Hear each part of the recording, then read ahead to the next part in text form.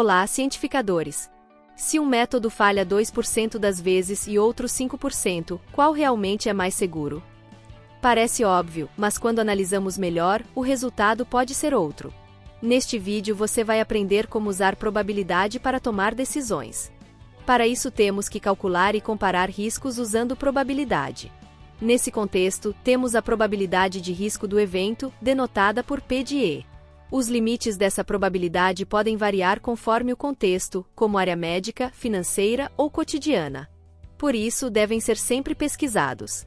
Um exemplo de classificação usada em contexto médico é ser baixo risco, indicando uma opção segura, quando for uma probabilidade de falha menor que 0,05. Risco moderado, que é quando depende da situação, se a probabilidade de falha está entre 0,05 e 0,15, isto é maior ou igual a 0,05 ou menor que 0,15. E é considerado risco alto, ou seja que não é uma opção segura, quando a probabilidade de falha é maior ou igual a 0,15. Nesse caso, se um exame clínico apresenta probabilidade de falha de 0,25, então não é uma opção segura, pois o risco seria considerado alto. Podemos calcular a probabilidade de dois eventos para saber qual a chance de ambos falharem, calculando a probabilidade de eventos independentes P de A, interseção com B, que é igual a P de A, multiplicado por P de B. Por exemplo, se dois exames independentes testados, o A apresenta probabilidade de falha igual a 0,4 e o B igual a 0,3. A probabilidade de ambos falharem é de 0,4 vezes 0,3, que é igual a 12%. E nesse caso, ainda pode fazer uma comparação simples, em que o método com menor probabilidade de falha é o mais seguro.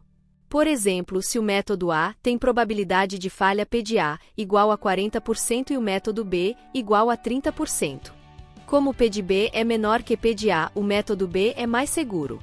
Também podemos calcular a probabilidade complementar do evento E para analisar situações de relação como saudável-doente, ou eficácia-falha, erro-acerto, sucesso-fracasso, ou então casos de nenhum pelo menos um.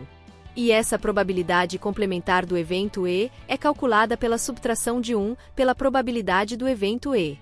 E nesse contexto temos a probabilidade complementar aplicada em riscos acumulados ao longo do tempo, utilizando P minúsculo para denotar a probabilidade de falha por uso ou por unidade de tempo e utilizando N minúsculo para o número de períodos. Assim, P de E é a probabilidade de nenhuma falha que é igual à enésima potência de 1 menos Pzinho. E a probabilidade complementar desse evento é igual à probabilidade de pelo menos uma falha que é igual a 1, menos a probabilidade de nenhuma falha. Por exemplo, um método A falha em 2% por uso, isto é, Pzinho é igual a 0,02. Mas é utilizado todos os dias por um ano. Já um método B falha em 5% por uso, mas é utilizado apenas 3 vezes no ano. Então podemos responder qual apresenta maior risco total de falha ao longo do tempo. Refletindo sobre a nossa pergunta apresentada na introdução deste vídeo, uma intuição inicial que é enganosa é de que, pela comparação simples, B é mais arriscado, pois a probabilidade de falha do método A é menor que a probabilidade de falha do método B. Mas, calculando a probabilidade complementar aplicado em riscos acumulados ao longo do tempo, temos que P de nenhuma falha de A, ao longo dos 365 dias, é aproximadamente igual a 0,0006.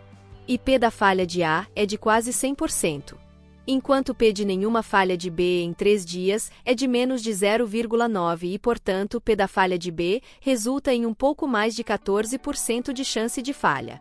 Então, a conclusão que é verdadeira nesse exemplo é que, apesar de menor risco por uso, o método A apresenta maior risco acumulado ao longo do tempo, pois P da falha de B é menor que P da falha de A.